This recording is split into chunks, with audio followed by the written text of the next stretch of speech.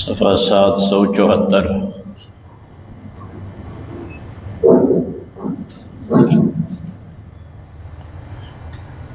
سورة المنافقون مدنیہ۔ سبحانك لا علم لنا إلا ما علمتنا إنك أنت العليم الحكيم۔ أعوذ بالله من الشيطان الرجيم، بسم الله الرحمن الرحيم۔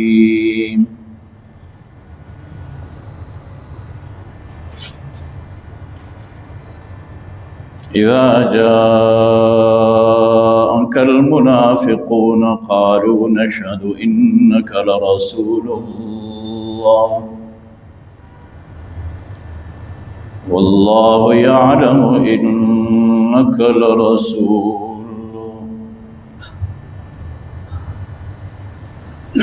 والله يشهد إن المنافقين لكاذبون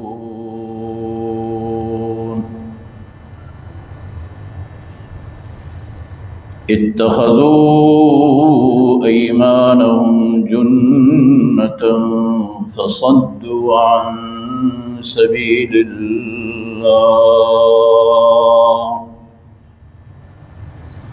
إنهم ساء ما كانوا يعملون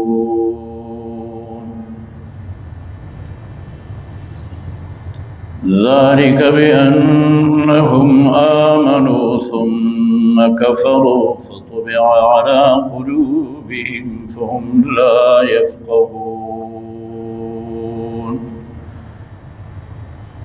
صدق الله وصدق رسوله النبي الكريم ونحن على ذلك لمن الشاهدين والشاكرين والحمد لله رب العالمين۔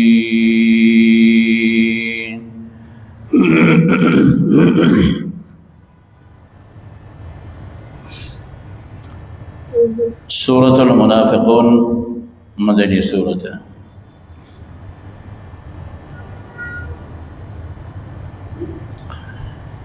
اس میں منافقین کا خصوصیت سے عبداللہ ابن ابی جو رئیس المنافقین ہے اس کا تذکرہ ہے۔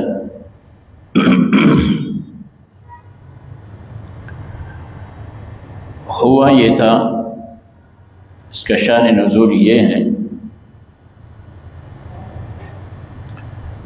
جو غزوہ ہے غزوہ بنی المصطلق، جسے غزوہ مریسیہ بھی کہتے ہیں،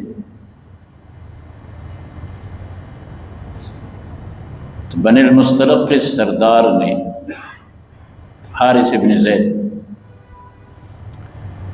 انہوں نے رسول اللہ صلی اللہ علیہ وسلم کے خلاف، مسلمانوں کے خلاف، اسلام کے خلاف لڑنے کی تیاری شروع کر لی، جو یہ سبب بنا ہے اس غزوے کا۔ تو اللہ کے رسول صلی اللہ علیہ وسلم کو اطلاع ملی، آپ صلی اللہ علیہ وسلم نے صحابہ کی جماعت لی اور آپ صلی اللہ علیہ وسلم ان کے مقابلے کے لیے نکلے۔ پڑا ہوا تھا اس پانی پہ، اس چشمے پہ جو مریسیہ کہلاتا ہے، اسی وجہ سے اس کو غزوہ مریسیہ بھی کہتے ہیں۔ مسلمانوں اور کافروں کی صفیں لگ گئی تو اللہ تعالیٰ نے مسلمانوں کو فتح نصیب فرمائی۔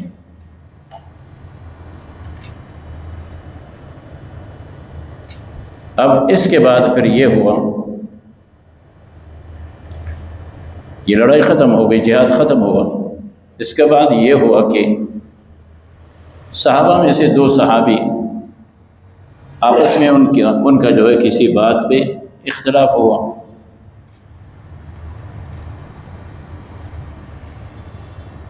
ایک مہاجر تھا اور دوسرا جو ہے انصار میں سے تھا۔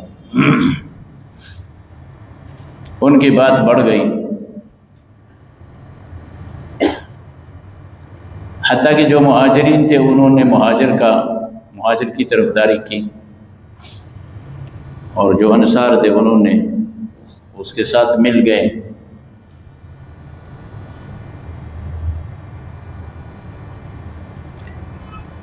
جب بات آگے بڑھی تو رسول اللہ علیہ السلام کو اطلاع مل گئی کہ اس طرح فلانا اور فلانا آپس میں ان کا اختلاف ہوا ہے، اور پھر جو دوسرے تیسرے ہیں وہ بھی آپس میں اس طرح ملے ہیں جس طرح میں نے عرض کیا۔ تو آپ صلی اللہ علیہ وسلم تشریف لائے۔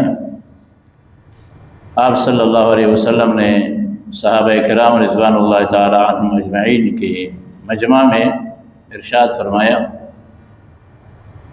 ما بال دعوی الجاہلیہ، یہ کیا جاہلیت کا نعرہ تم نے لگایا ہے، کیا جاہلیت والے کام کر رہے ہو؟ دعوہا، اس نعرے کو چھوڑ دو، یہ بدبودار نعرہ ہے۔ آپ صلی اللہ علیہ وسلم نے کہ مہاجر کی طرف داری کر رہے ہیں، جمع ہو رہے ہیں، اور انصار کی طرف داری کر رہے ہیں۔ اسلام نے تو ان چیزوں کو ختم کیا ہوا ہے۔ تم سارے مسلمان آپس میں بھائی ہو، مسلمان کو چاہیے کہ مسلمان کی مدد کرے، خواہ وہ ظالم ہو یا مظلوم، ظالم کی حمایت کرے، مظلوم کی حمایت کرے۔ اب مظلوم کی تو حمایت کی جاتی ہے، ظالم کی کس طرح حمایت کی جائے؟ آپ صلی اللہ علیہ وسلم نے فرمایا ظالم کی حمایت، مظلوم کی حمایت۔ اب مظلوم کو مظلومیت سے بچانا یہ اس کی حمایت ہے اور نصرت ہے، اور ظالم کو ظلم سے روکنا۔ فرمایا آپس میں تم بھائی بھائی ہو۔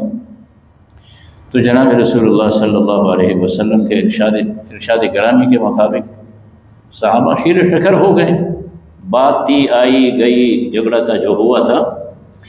لیکن ہوتا یہ ہے کہ ہر وقت، خاص کر اس موقع پہ جب صحابہ کرام غزوے کے لیے، جہاد کے لیے نکلے، تو ان کے ساتھ منافقین بھی ہو گئے تھے۔ ان کو پتہ تھا کہ رسول اللہ علیہ السلام رسول برحق ہیں، آپ کو اللہ فتح دیں گے۔ فتح کے بعد پھر یہ ہیں کہ مال غنیمت جو کافروں کا مال ہے جو ہاتھ آتا ہے پھر تقسیم ہوتا ہے۔ تو عبداللہ بن ابی جو منافقین تھے، وہ بڑا منافق ہیں، وہ کہیں اپنے مجمع میں بیٹھا ہوا تھا، اس نے انصار اور وہ بھی خاص کر جو جتنے منافق تھے نا، وہ چونکہ ان کا بڑا تھا، وہ سارے اس کے ارد گرد جمع حلقہ لگائے ہوئے تھے۔ اس نے کہا، دیکھا تم نے؟ ہاں ہاں ہاں، ان مہاجرین کو اپنے ہاں جگہ دو، ان کو کھانے کے لیے نہیں مل رہا تھا، تم نے ان کو کھانا کھلایا، تم نے ان کو ٹھکانہ دیا، تم نے ان کو جگہ دیا۔ تو منافق تھا نا، انصار سے کہنے لگا کہ ان مہاجرین کو تم نے اپنے سروں پہ چڑھایا ہے، اب دیکھو تمہاری حالت کیسی ہو گئی ہے، اگر اسی طرح بات رہی تو پھر یہ تمہارے اور بھی اس طرح کریں گے اور اس طرح کریں گے۔ یہاں سے جانے کے بعد تم نے کیا کرنا ہے؟ ان سب کو مدینہ سے نکال دو۔ ان کو ذلیل تک کہہ دیا، کہا ان ذلیلوں کو نکال دو مدینے سے جو مکہ سے آئے ہوئے ہیں۔ ایک کم عمر صحابی بیٹھے ہوئے ہیں، زید بن ارقم، اس نے یہ باتیں سنی، غضبناک ہو گئے، غصے میں آ گئے، کہا تم نے اللہ کے نبی کو یوں کہا ہے؟ مکے سے آپ صلی اللہ علیہ وسلم ہجرت کر کے آئے ہیں، وہ سیدھے آ گئے رسول اللہ صلی اللہ علیہ وسلم کے خدمت اقدس میں، پوری کہانی سنائی کہ یا رسول اللہ، ابن ابی نے اس طرح لوگوں سے اس طرح کی باتیں کی ہیں۔ آپ صلی اللہ علیہ وسلم کا مبارک چہرہ متغیر ہوا، پریشان ہوئے، غصے میں آئے۔ پھر آپ نے اس سے کہا، اے جوان، کہیں تو غلط تو نہیں بیان کر رہا ہے، غلط بیان ہی تو نہیں کر رہا؟ اس نے کہا نہیں، میں صحیح بول رہا ہوں۔ پھر آپ صلی اللہ علیہ وسلم نے کہا، اے بچے، کہیں تو نے کچھ اور سنا ہوگا؟ اس طرح 2-3 دفعہ ان سے پوچھا۔ تو صحابہ کرام میں یہ بات مشہور ہو گئی کہ اس طرح عبداللہ ابن ابی نے یہ بات کہی ہے۔ اور مکہ میں آنے والوں میں پھر رسول اللہ صلی اللہ علیہ وسلم تو ہجرت کر کے آئے ہوئے ہیں۔ غرض اختصاراً عرض کرتا ہوں کہ حضرت عمر نے کچھ کہا تھا اور اس طرح اس کے بیٹے نے بھی کچھ کہا تھا کہ اگر آپ اجازت دیں ہم اس کو قتل کریں گے، یہ کریں گے، ہمیں آپ صلی اللہ علیہ وسلم کی اجازت چاہیے۔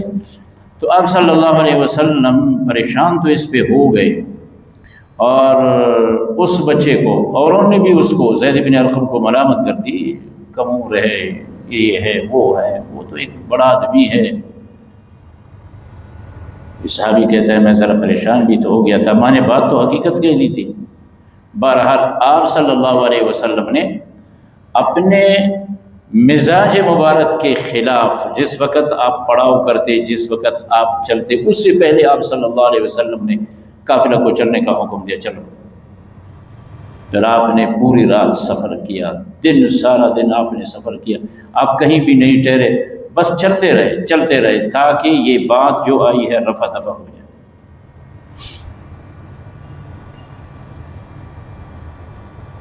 وہ صحابی کہتا ہے کہ میں رسول اللہ صلی اللہ علیہ وسلم کے قریب جا رہا تھا، دیکھ رہا تھا کہ اب اللہ پاک کیا فیصلہ فرمائیں گے۔ وہ تو سمجھتے تھے کہ اب حقیقت تو پھر اللہ بیان کرے گا۔ صحابی کہتا ہے کہ میں رسول اللہ صلی اللہ علیہ وسلم کے ناقہ کے قریب اپنے سواری پہ آپ صلی اللہ علیہ وسلم کے ساتھ چل رہا تھا، میں نے دیکھا چہرہ انور صلی اللہ علیہ وسلم متغیر ہوا، آپ میں وہ جو وحی کے علامات آتے ہیں، سانس مبارک پھولنے لگا، آپ کی اونٹنی دبنے لگی۔ میں نے محسوس کیا کہ اب آپ صلی اللہ علیہ وسلم پہ کچھ اوپر سے پیغام آ رہا ہے۔ تو کہتے ہیں رسول اللہ صلی اللہ علیہ وسلم نے اپنی سواری پہ بیٹھے ہوئے مجھے کان سے پکڑ کے کہا، یا غلام قد صدق اللہ حدیثا، اللہ نے تمہاری بات سچ کر دی۔ اس نے اسی طرح کہا ہے کہ میں بڑا خوش ہوں۔ تو یہ صورت منافقون جو ہیں، یہ پوری کی پوری صورت نازل ہو گئی۔ اب اس سے پہلے کہ صورت نازل ہو رہی ہو، عبادہ بن صامت نے عبداللہ ابن ابی سے کہا، جاؤ رسول اللہ صلی اللہ علیہ وسلم سے معذرت کر لو، وہ آپ کے لیے استغفار کریں گے، اللہ آپ کو بخش دیں گے۔ انہوں نے سر ایسا کیا کہ نہیں، ایسی بات نہیں ہے۔ یہ سارا یہ جو میں نے خلاصہ بیان کر دیا صورت منافقین میں، اب آگے یہی بیان ہوگا، سب کچھ اللہ پاک کھول کے بیان کریں گے۔ چنانچہ ارشاد خداوندی ہے، اعوذ باللہ من الشیطان الرجیم، بسم اللہ الرحمن الرحیم، اذا جاءك المنافقون قالوا نشهد، جب آپ آتے ہیں آپ صلی اللہ علیہ وسلم کے سامنے منافقین تو کہتے ہیں نشہد، ہم اس بات کی گواہی دیتے ہیں، انک لرسول اللہ، کہ آپ صلی اللہ علیہ وسلم اللہ کے رسول ہیں۔ فرمایا واللہ یعلم انک لرسولہ، جہاں تک ان کی یہ بات ہے کہ آپ اللہ کے رسول ہیں، اور اللہ جانتے ہیں کہ آپ اللہ کے رسول ہیں۔ واللہ یشہد، اللہ گواہی دیتے ہیں، ان المنافقین لکاذبون، کہ منافقین یہ گواہی دینے میں جھوٹے ہیں۔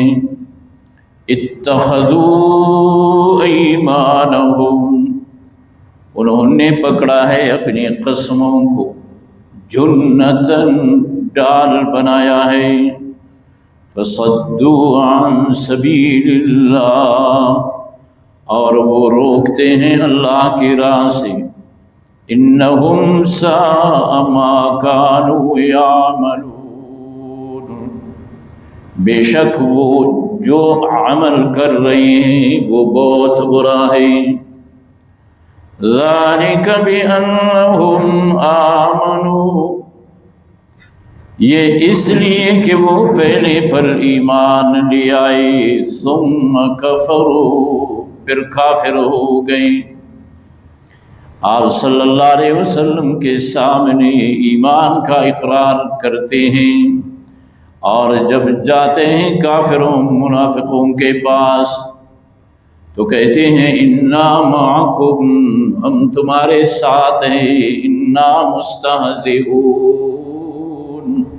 ہم تو ان کے ہاں ایمان کا اقرار کر کے ان کا مذاق اڑاتے ہیں۔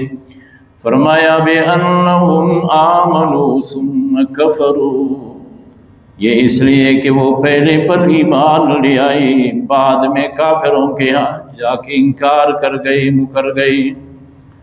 فَطُبِعَ عَلَىٰ قُلُوبِهِمْ، بس مہر لگا دی گئی ان کے دلوں پہ، فَهُمْ لَا يَفْقَهُونَ، بس اب وہ سمجھتے نہیں ہیں۔ اللہم وفقنا لما